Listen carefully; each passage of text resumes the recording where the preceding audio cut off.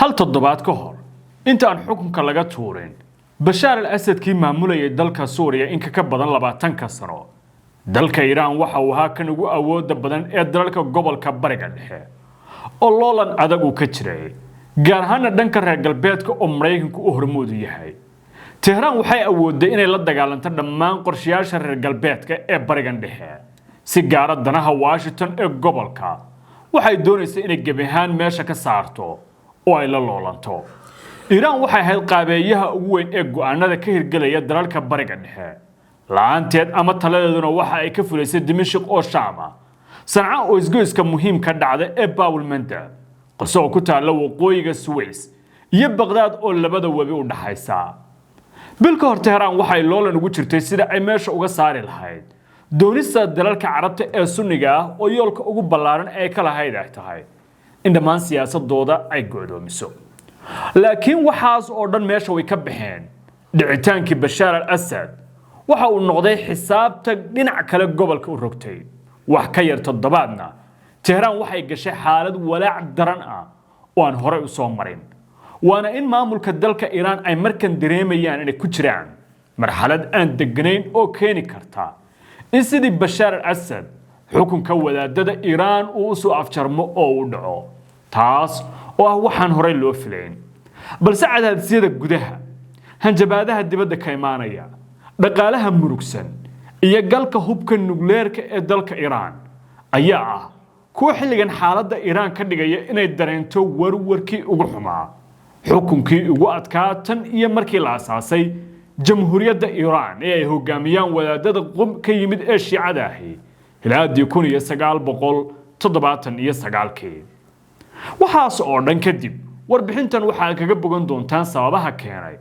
inay Tehran dareento inay joogto xaalad la mid ah jidkii Bashaar al-Assad uu ku cararay oo ku burburtay dhammaan danihii gobolka ee Iran waa la soo afjaray walwalka gudaha ee dalka Iran waa mid aad u soo kordhaya oo xaaladaba waxa la dareemayaa inay gaari karto heer dadku ay banaanka u soo baxaan American International School oo xarumo kula dalka Mareykanka ayaa lagaga furay magaalada Nairobi waxa uu ku hayaa tacliin tayo sare leh oo la mid ah tan USA iyo shahaado ilmaha u ogolaanaysa gelida jaamacadaha Mareykanka qabashada ardayda ayaa socota kala xiriir telefoonada shaashada ka muuqda maalimadii Sabtidii ahayd ee toddobaadkan waxa lagu waabarisay in madaxda dalka Iran gaar ahaan xafiiska wadaadka Iran maamula ee Ayatollah Ali Khamenei ay laaleen xeerkii qasabka ka dhigayay in dumarka dalkaas ay xirtaan xijaabka waxaana dalka Iran ka jiray xeer dhaqangal ah kaas oo dumarka laga bilaabo 9 sano jir waajib looga dhigay inay xirtaan mara adag oo dhammaan jirka oo dhan dadaysa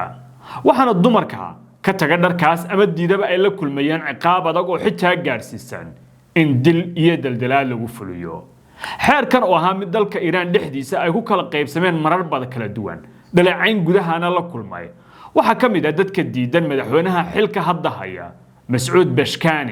kaasoo marar badan dhaliilay wuxuu ku sifeeyay in dadka dalkaas lagu kala qaybinayo xeerkan ayna muhiim tahay in meesha laga saaro oo cidna aan khasabka jihadeeda lala aadin haweenkana loo daayo aragtidooda inay madax banaanadaan la xiriira maryaha ay xiranayaan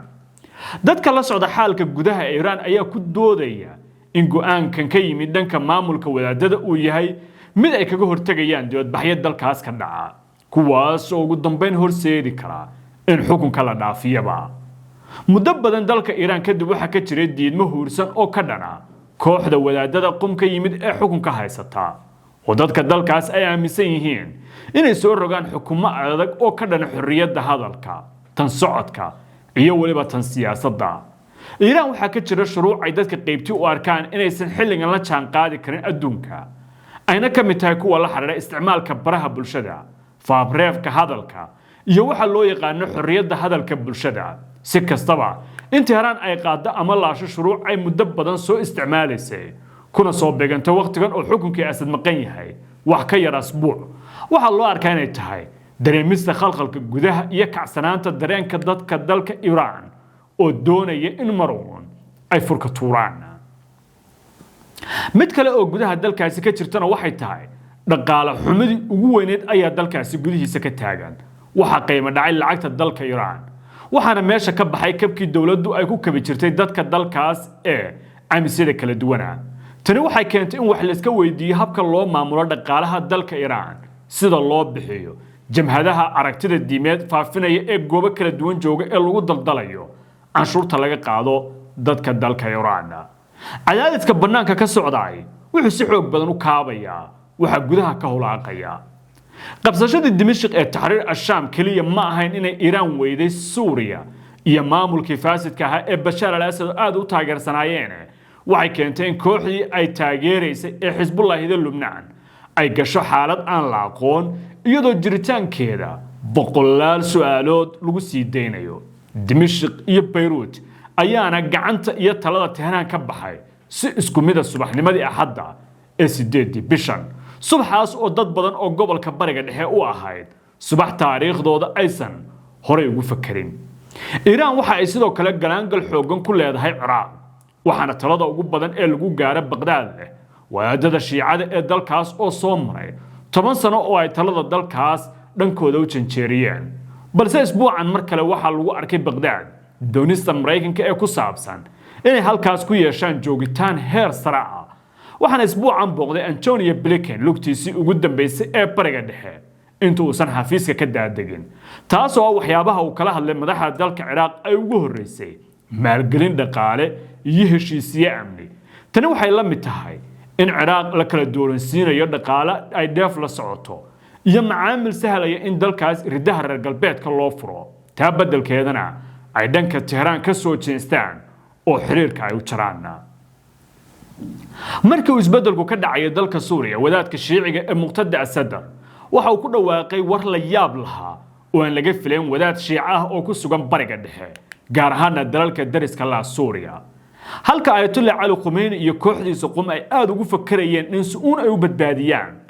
Bashar al-Assad kii dadkiisa qashay ee reer Suuriya oo ay aragtida diimeed wadaagaan Muqtada Asadar waxa uu sheegay in Ciraaq aan loo soo xaabin dagaal meel kale ka furan xuduudahooda la xiro Shiicadii ka soo gurmatay Ciraaqna ay tahay gacan bir in lagu qabto oo colaadda Suuriya la dhexgelin waxaana taas loo arkayay inay tahay in dhinaca Iran soo gaabashadeeda gobolku ay soo kordhayso Ciraaq waa dalka kaliya ee xilligan la socda siyaasadda Iran baa loo arkayay waxa lagu arkay maalgadayaal ka socda dalalka Imaaraadka iyo Sacuudi Carabiya waa walwal kale oo Tehran loo tuuray kuwaasi waxay kor u qaadayaan xiriirka ay Riyadh iyo Abu Dhabi la leeyihiin Baghdad fasiraad kale wayna siinaysaana xilligan waa inuu cadaadiska aad u sareeyo saaran yahay dalka Iran oo ku jira xaalad aan degnayn tani markii uu meesha ka baxay hubkii nukleerka iyadoo ay sii kordhayaan tilmaamaha iyo codka sheegaya in Israa'iil iyo Mareykanku ay si wada jir u beegsanayaan duqeymana ugu geysan doonaan xarumaha iyo warshadaha lagu bacrimiyo uraniumta hubka nukleerka ee gudaha Iran waxay Tehran ku dhawaaqday asbuucan maalintii Sabtida war lama filaan ah kaas oo ay ku ogolaatay in baadhayaal caalami oo ka socda hay'adda tamarta adduunka ee qaramada midoobay ay gaaraan dalkeeda waxaana markii ugu horeysay irdaha u furtay in la baaro xarunta la aaminsan yahay in lagu diyaariyo uranium gaarsiisan in loo bedelo hubka wax gumaada oo lagu magacaabo Fordo Iran ma bixin faahfaahin ka baxsan ogolaanshaheeda waxaana loo arkaa in Iran laba mid ay ku khasabtay inay waqtiga iibsato ama inay hoggaansato cadaadiska ay reer galbeedku ku hayaan xilligan ay warka ku dhawaaqday Tehran ayaana ah ka hor 2 isbuuc xilliga loo qabtay oo ahayd bilowga sanadka 2025 markaas oo cunaqabateen hor lagu soo rogi lahaa dalka Iran ayna dhaqangal noqon lahaayeen kuwii ku saabsanaa diyaaradaheeda rakaabka shacab iyo iibsiga shidaalkeedaba waxaana muuqata in xilligan asbuuc kadib Iran ay qaadayso isbedelo waaweyn oo ay ka muuqato furfurnaan badan oo loo arko inay keentay xaaladda Suuriya ka dhacday iyo Iran oo isku dayaysan inaysan hadda la kulmin kacdoon la mid ah kii talada lagu dhaafiyay Bashar al-Assad kii ay sanadaha dheer xasuuqa la geysanaysay marka la eego xaalka uu dalka Iran ku sugan yahay dhawaaqa ka yimid madaxdeeda dagaalka gobolka ka socda isbeddelka Suuriya ka dhacay ee meesha looga saaray gabi ahaanba wixii ay taageeraysay dhinaca iyo waliba Tehran waxa kale oo wehelinaya duufaanta ku soo dhacaysa Lubnaan Trump oo si cad u sheegay in dagaal adag uu la galay Iran oo xukunka imaanaya Janaayada sanadka soo socda iyo xaalka dhaqaalaha ee dalkaas oo meeshii ugu hooseysay soo taabtay oo lagu sii daray go'aanada degdega Iiraan ka soo baxay waxa loo arkaa laba dariiq mid inay Iiraan qaaday inay isku dhiibto cadaadiska dalalka galbeedka oo ay muujiso tanaasul ay kaga tanaasuleysa afkaarihii iyo doonista ay u soo dagaalamaysay 40 sano ee tagay ama inay isku diyaariso loolankii hore ka adag oo safka dalkeeda ku midaynayso si ay qayb uga noqdaan dagaalka dalkooda ku soo wajahan kii ay haataba xilligan waxa muuqatay in Iiraan dareemayso walaac weyn oo aan la aqoon halka ay ku dhamaanayso oo Maxamed al-Golan la wareegay talada Siiriyana waxa uu ku sii dhawaaqay goor hore cadawga kaliya ee ay dalkiisu leeyahay inuu yahay wadaadada Shiicada ee xukuumadda dalka Iiraan iyo Xisbullah ee Lubnaan ana uu sheegay labadaba inay yihiin kuwa dambiyo dagaal ka galay gudaha dalkiisa oo aan la isaga hari doonin Golani haddii talada oo dhan isaga uu la wareego xiriirka reer galbeedka la leeyahay oo hadda soo kabanayana uu si degdeg ah isugu bedelo mid mira dhalo waxaan shaki lahayn inuu ku dhaqaaqi doono dhinaca Lubnaan iyo Xisbullah in lagu khasbo inay hubka wareejiyaan hadda Xisbullah waxa u dhaxeeyaan nolol iyo geeri waxaan tamin gaar ah ku eegi doonaa kadib beddelka Suuriya sida uu ekaanaysa kooxdii kaadirkeeda la laayay ee Xisbullah oo ugu dambeyn gacmaha taagtay dagaalka Israa'iilna ku khasbanaatay kaligeed heshiisa inay gasho haddii aad ku nooshahay Amerika Yurub Canada waxaad si sahlan ugu diri kartaa lacag ehelkaaga iyo asxaabtaada adigoo isticmaalaya adeegga PC waxayna toos ugu dhacaysaa adeegyadan kala EVC Zad Sahal iyo M-Pesa ballanteenu waa PC